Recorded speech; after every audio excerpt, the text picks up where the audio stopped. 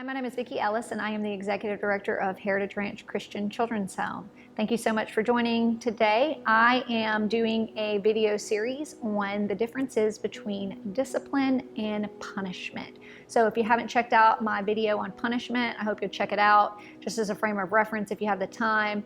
If you don't, then let's just dive right into today's topic, which is going to be about how to effectively discipline. So I'm going to start out today by just first of all asking, did you know discipline and punishment are different? Because if you didn't, that's going to be a great place to start today, learning everything you can about why discipline is different than punishment and how it can be more effective in your home. So the first thing that you need to understand about discipline is that discipline focuses on future correct acts. It's a teaching model that focuses on future correct acts. So let's start with an example. Let's imagine that you ask your child to mow the lawn. Now, before you ask them to do it, you tell them if they choose for any reason not to do it, that they're going to lose Xbox for the next week. So they go out, they're just in a mood for some reason that day, as kids sometimes get, and they are contemplating whether or not they want to mow the lawn today. Well, they're going to make a choice, and the most important part about discipline is they're making a choice knowing what the outcome will be. If they choose to mow the lawn, great news is they don't have a consequence. If they choose not to mow the lawn, the consequence is going to be they've lost Xbox for a week. The key is that you have established on the front end what they can expect, and they make a choice knowing what the outcome will be. So here's the thing about discipline. Discipline is future focused. It is always pointing toward better and more productive decisions in the future. Its goal is training for maturity and training for healthy decision making. So healthy discipline involves giving your kids really clear rules and really consistent consequences when they don't follow the rules that you've set. So the goal of discipline is not just the outcome of their choices, but it's teaching them to think about the choice that they're making, evaluate their decisions, and then think about the outcome. And I want you to really consider how powerfully important this is for your child, because this is something that's going to be transferable long-term for the rest of their life. So when you use discipline, what you're doing is you're teaching a child how to manage their behavior, how to solve problems, and most importantly, you're teaching them how to deal with what to do when they have uncomfortable emotions. Because let's be real, there's going to be a lot of situations when you as a parent tell your child to do something and they don't want to. But what discipline does is it shows them that their choices are going to have impact. So it helps kids to learn from their mistakes, and it teaches them how to appropriately deal with their emotions. So maybe you tell them that if they choose to do something, then this is going to be the loss that they suffer because of it, and they make an unwise choice. Well, now you have an opportunity to teach them about how to deal with the anger and the disappointment when they make a decision that wasn't good.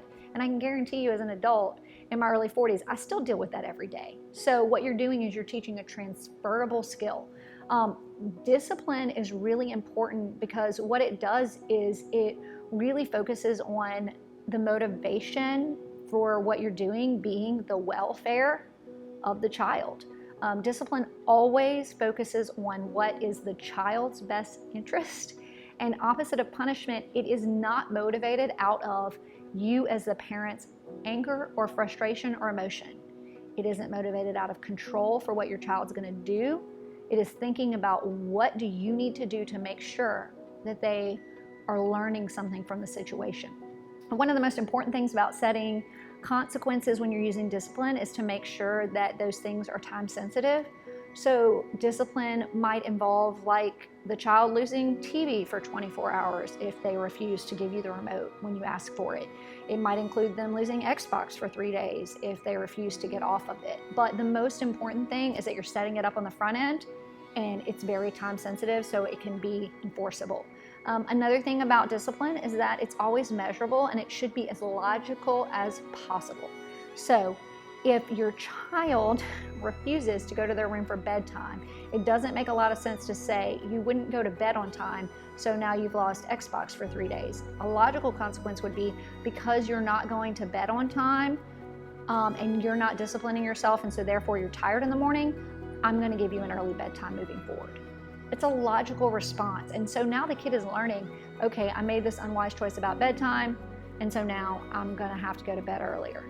The other thing about discipline is you're giving your children a choice that you're okay with them, quote, suffering or experiencing. So with discipline, you don't get caught up in your emotions. And so when you make a decision, if they make that choice that you put forward to them, then you're okay with it and you're going to follow through on it. So when you're not emotional and you say to your child, if you're not in by curfew, then you are going to have a curfew that's an hour earlier for the next week, then you're ready to follow through. And so your children start to know that they can trust you in your actions.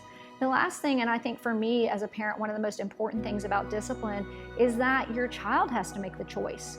I remember before I really started using discipline instead of punishment, how often I would hear, you made me do that, or you did that, that was your fault.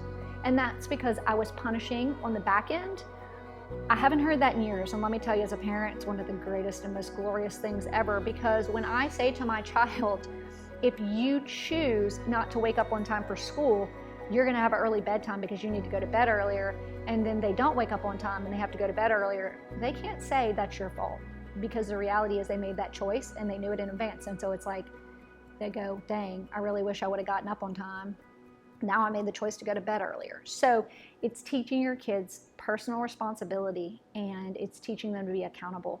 The other really great thing about it is that they're learning how to think and how to weigh the outcomes of their decisions. So even when you're not there, as they're in their teenage years and they're out with friends, or as they go to college, when you're not there, it doesn't require your presence for them to make wise decisions, because over their lifetime, you've taught them to weigh the choices and the impact of what they do, and they're capable of doing that on their own successfully without you. So I hope this has been informative. If you are currently using punishment as your primary style, please do take the time and the energy to shift to the focus on discipline. It will create amazing outcomes for you and for your children, and all in all, really set them up for success long term.